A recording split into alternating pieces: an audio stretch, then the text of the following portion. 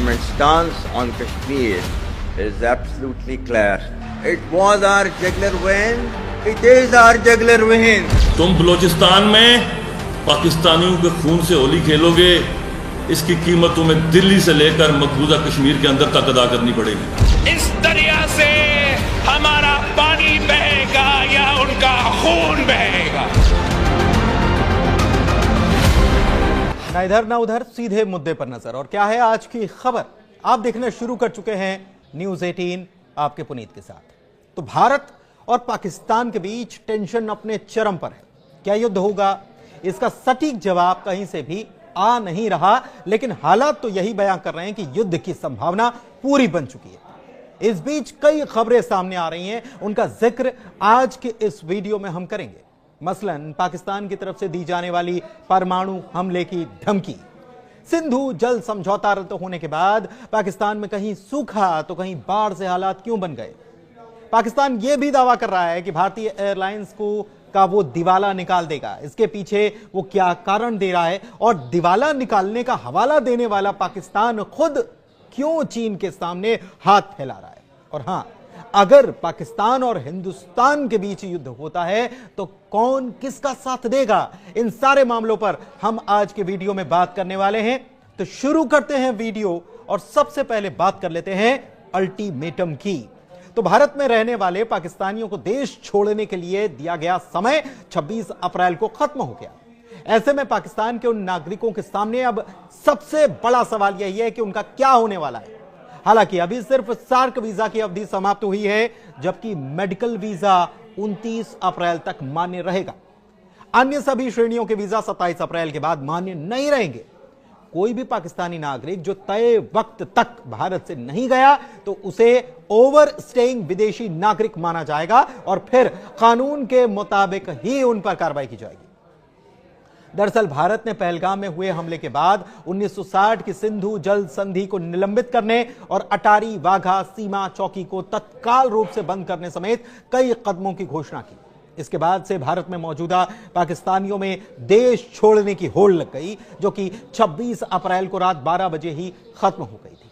इस बीच पाकिस्तानी मंत्री हनीफ अब्बासी ने भारत को परमाणु हमले की धमकी दे डाली, जिसमें गौरी शाहीन और गजनवी मिसाइलों का जिक्र किया गया।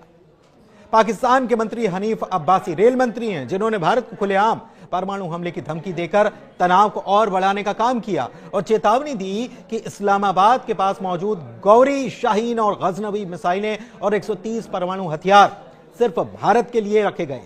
अब्बासी ने आगे चेतावनी दी कि अगर भारत सिंधु जल संधि को निलंबित करके पाकिस्तान की जल आपूर्ति रोक रहा है तो उसे युद्ध के लिए तैयार रहना चाहिए, क्योंकि इस्लामाबाद उकसाए जाने पर हमला करने के लिए तैयार है। पाकिस्तानी मंत्री ने कहा कि अगर वे हमारी वाटर सप्लाई रोकते हैं तो उन्हें युद्ध के लिए तैयार रहना चाहिए। हमारे पास जो सैन्य उपकरण हैं, जो मिसाइलें हैं, वो दिखाने के लिए नहीं है। किसी को नहीं पता कि हमने अपने परमाणु हथियार देश भर में कहां रखे। मैं फिर से कहता हूं कि ये सभी बैलिस्टिक मिसाइलें आप पर टारगेट है, उन्होंने भारत के लिए कहा। अब्बासी ने भारत के सिंधु संधि को निलंबित करने के फैसले का मजाक उड़ाया और कहा कि अगर चीजें इसी तरह 10 दिन और चलती रहीं तो भारत की एयरलाइंस दिवालिया हो जाएंगी।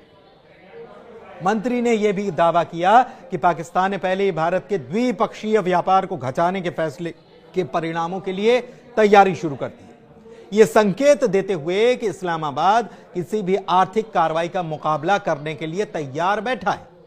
इधर पाकिस्तान के मंत्री की तरफ से भारत की एयरलाइंस को दिवालिया होने के हवाई बातों के बीच खबर यह भी आई कि पूरी तरह कंगाली के दौर से गुजर रहे पाकिस्तान ने चीन से 10 अरब युआन यानी कि लगभग 1.4 अरब डॉलर की अतिरिक्त वित्तीय सहायता मांगी है। यह राशि दोनों देशों के बीच पहले से मौजूद मुद्रा विनिमय समझौते के तहत मांगी गई। पाकिस्तान के वित्त मंत्री हैं मोहम्मद औरंगजेब, जिन्होंने यह जानकारी दी और कहा कि यह कदम देश के विदेशी मुद्रा भंडार को बढ़ाने और वित्तीय स्रोतों को विविध बनाने के लिए उठाया गया है। उधर सिंधु जल समझौता सस्पेंड होने के बाद अब खबर आ रही है कि पीओके में अचानक से झेलम नदी का जल स्तर बढ़ गया है, वहां पर बाढ़ के हालात बन गए। स्थानीय अधिकारियों का यह भी दावा है कि भारत ने शनिवार को बिना किसी पूर्व चेतावनी के उरी बांध से पानी छोड़ दिया। पीओके के अधिकारियों ने भारत पर जल आतंकवाद का आरोप लगा दिया। पानी छोड़े जाने से पीओके के हट्टियन बाला में जल आपातकाल की स्थिति पैदा हो गई है। नदी किनारे रहने वाले स्थानीय लोगों को सुरक्षित जगहों पर भागना पड़ा। हालांकि पाकिस्तान के दावे पर भारत की ओर से इस बारे में कोई पुष्टि या खंडन भी नहीं किया गया। पाकिस्तान के अधिकारियों ने इस कदम को अंतर्राष्ट्रीय मानदंडों और सिंधु जल संधि का उल्लंघन बताया।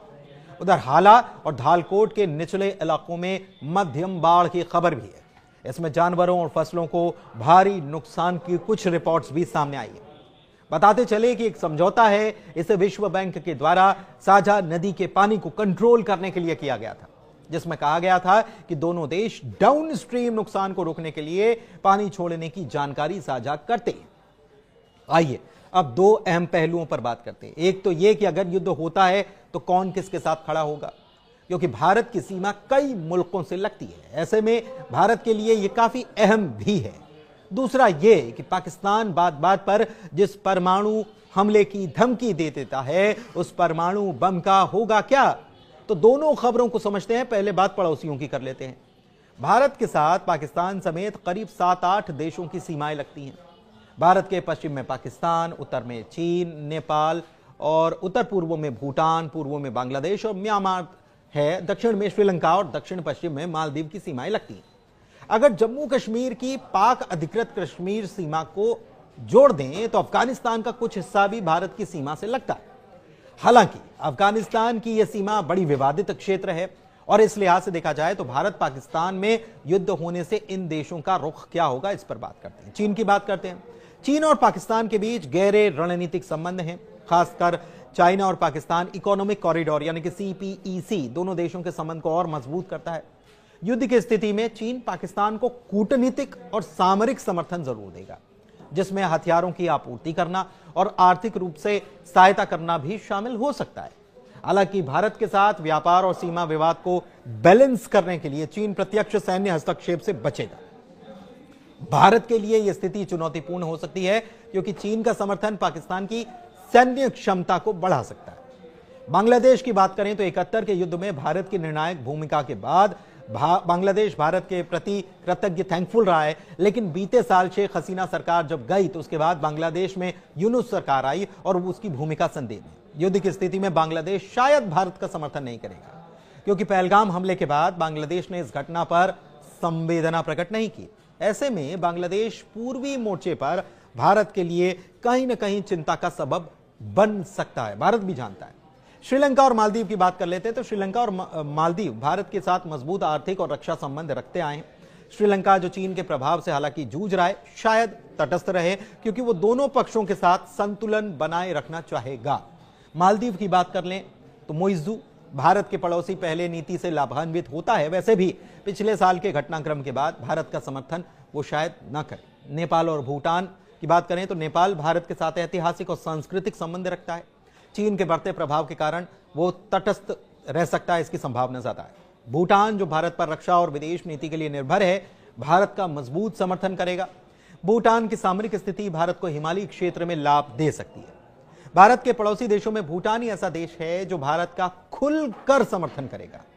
वैसे अफगानिस्तान की बात कर ले तो अफगानिस्तान के विकास में भारत लगातार मदद कर रहा है और अफगानिस्तान भी पाकिस्तान समर्थित तालिबान से बड़े तनावग्रस्त है और इसीलिए वो भारत का समर्थन कर सकता है। हाल के दिनों में पाकिस्तान और अफगानिस्तान में भी जंग के हालात बने हुए थे।